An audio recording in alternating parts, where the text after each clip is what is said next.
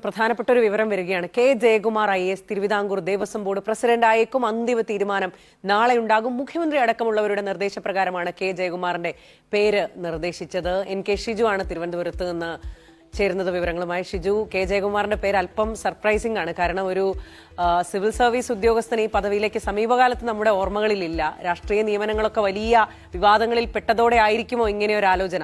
തീർച്ചയായും ഇപ്പോൾ സ്വർണ്ണപ്പാളി വിവാദവുമായി ബന്ധപ്പെട്ട് സർക്കാർ വലിയ തോതിൽ പ്രതിരോധത്തിൽ നിൽക്കുന്നു. ഒരു രാഷ്ട്രീയ നിയമനം വീണ്ടും ആ ദേവസ്വം ബോർഡ് പ്രസിഡന്റ് സ്ഥാനത്തേക്ക് കൊണ്ടുവന്നാൽ ജനങ്ങൾക്കിടയിൽ ചിലപ്പോൾ ഒരുപക്ഷെ വീണ്ടും ഇത് വലിയ ചർച്ചയിലേക്ക് പോകാൻ സാധ്യത. അതുകൊണ്ട് കുറെ കൂടി സ്വീകാര്യനായ മുൻ ചീഫ് സെക്രട്ടറിയും ബഹുമുഖ പ്രതിഭയുമായ മുതിർന്ന IAS ഉദ്യോഗസ്ഥനെ തന്നെ ആ പദവിയിലേക്ക് സംസ്ഥാന സർക്കാർ കൊണ്ടുവരാൻ തീരുമാനിക്കുന്നു.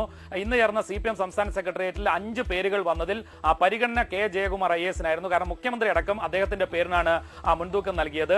ദേവസ്വം മന്ത്രി പത്തനംതിട്ടയിൽ നിന്ന് മറ്റൊരു സതീശൻ എന്ന പേരിനാണ് നിർദ്ദേശിച്ചത്. പക്ഷേ മുഖ്യമന്ത്രി നിർദ്ദേശിച്ച പേരിന് തന്നെ അന്തിമമായി അതിന്റെ തീരുമാനത്തിലേക്ക് പോകുന്നു. അതായത് നാളെ തന്നെ ഇതിൽ ഒരു ഉത്തരവ് ഉടൻ തന്നെ ഉണ്ടാകും എന്നാണ് നമുക്ക് മനസ്സിലാക്കാൻ കഴിയുന്നത്.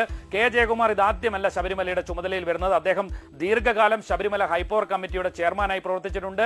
2 തവണ സ്പെഷ്യൽ കമ്മീഷണറായി, അതായത് 2006 VS മുഖ്യമന്ത്രി ആയിരുന്ന ഘട്ടത്തിൽ അന്നത്തെ ദേവസ്വം ബോർഡ് പ്രസിഡന്റിനെ ഓർഡിനൻസിലൂടെ പിരിച്ചുവിട്ടപ്പോൾ ഇടക്കാലത്തേക്ക് അദ്ദേഹത്തെ ശബരിമല സ്പെഷ്യൽ കമ്മീഷണർ എന്നൊരു പദവിയിലേക്ക് കൊണ്ടുവന്നു. അതുപോലെ പിന്നീടും അദ്ദേഹം 2 തവണ ഇത്തരം പദവിയിൽ ഇരുന്നിട്ടുണ്ട്. അതുപോലെ ശബരിമല മാസ്റ്റർ പ്ലാൻ കമ്മിറ്റിയുടെ ചെയർമാനായിരുന്നിട്ട് അങ്ങനെ ശബരിമലയുമായി ബന്ധപ്പെട്ട് നിരവധി തവണ ദീർഘകാലം ചുമതല വഹിച്ചൊരു ഉദ്യോഗസ്ഥനാണ്. അതുകൊണ്ട് ഇപ്പോഴത്തെ സാഹചര്യത്തിൽ കെ ജയകുമാർ IAS തന്നെ അതിന്റെ ചുമതലയിലേക്ക് വരുന്നതാണ് ഉചിതം എന്നൊരു തീരുമാനത്തിലേക്ക് സംസ്ഥാന സെക്രട്ടേറിയറ്റും എത്തി എന്നാണ് മനസ്സിലാക്കുന്നത്. നാളെ മുഖ്യമന്ത്രി സംസ്ഥാനത്തെത്തിയാൽ ഉടൻ തന്നെ സർക്കാരിന്റെ ഉത്തരവ് പുറത്തിറങ്ങും. എന്തായാലും അപ്രതീക്ഷിതമായി ആ പേരിലേക്ക് എത്തുന്നു എന്നതാണ് നമുക്ക് ഈ ഘട്ടത്തിൽ പറയാൻ കഴിയുക. അത് നിമ്മി സൂചിപ്പിച്ചതുപോലെ ഇപ്പോഴത്തെ വിവാദത്തിൽ നിന്ന് ഒരു പുതിയ മുഖം അവതരിപ്പിച്ചുകൊണ്ട് സർക്കാരിന് തലയൂരാൻ കഴിയുമെന്നൊരു പ്രതീക്ഷയിൽ തന്നെയാണ് നിൽക്കുന്നത്. അതായത് ഒരു ഉടച്ചുവാർക്കൽ നിലവിൽ പ്രശാന്ത് ഉൾപ്പെടെയുള്ള ഭരണസമിതി ആരോപണത്തിന്റെ നിഴലിലാണ്. പുതിയൊരു രാഷ്ട്രീയ നിയമനം വന്നാൽ സമാനമായ ആരോപണം അവരും പിന്തുടരേണ്ടി വരും എന്നതാണ് കാണുന്നത്. അതുകൊണ്ടാണ് ഒരു സിവിൽ സർവീസിൽ നിന്നുള്ള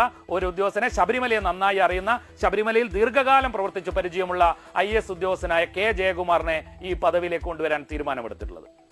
ശരി, പ്രധാനപ്പെട്ട വിവരങ്ങളാണ് ഷിജു നൽകിയത്. സൂചിപ്പിച്ചതുപോലെ രാഷ്ട്രീയ നിയമനങ്ങൾ ഇനിയും നടത്തിയാൽ അതുണ്ടാക്കാവുന്ന പ്രതിസന്ധി പ്രത്യാഘാതം ചെറുതായിരിക്കില്ല. അതുകൊണ്ടാണ് ക്ലീൻ ഇമേജ് ഉള്ള ഒരു IAS ഉദ്യോഗസ്ഥനെ തെരഞ്ഞെടുക്കാൻ തീരുമാനിക്കുന്നത്. ഈ സമീപ ദിവസങ്ങളിൽ തന്നെ ഈ സ്വർണ്ണക്കൊള്ള വിവാദം വന്നതിന് ശേഷം പല സ്വകാര്യ ചാനലുകൾക്കും പത്രങ്ങൾക്കും ഒക്കെ ജയകുമാർ നൽകിയ ചില ഇന്റർവ്യൂകളിലും ഇത്തരം പ്രതികരണം ഉണ്ടായിരുന്നു. ഇതിന്റെ സ്ട്രക്ചറിൽ തന്നെ ഒരുപാട് പ്രശ്നങ്ങളുണ്ട്, ഒരുപാട് മാറ്റങ്ങൾ വേണ്ടതുണ്ട് എന്നുള്ള നിർദ്ദേശം അദ്ദേഹം പറയുന്നതായി കേട്ടിട്ടുണ്ട്. അപ്പോൾ ശബരിമലയുമായി പല ഘട്ടങ്ങളിൽ പല പദവികളിൽ ബന്ധപ്പെട്ടിട്ടുള്ള ഒരാൾ കൂടി ആയ സ്ഥിതിക്ക് ജയകുമാറിന് ഒരുപാട് കാര്യങ്ങൾ ചെയ്യാൻ കഴിഞ്ഞേക്കും.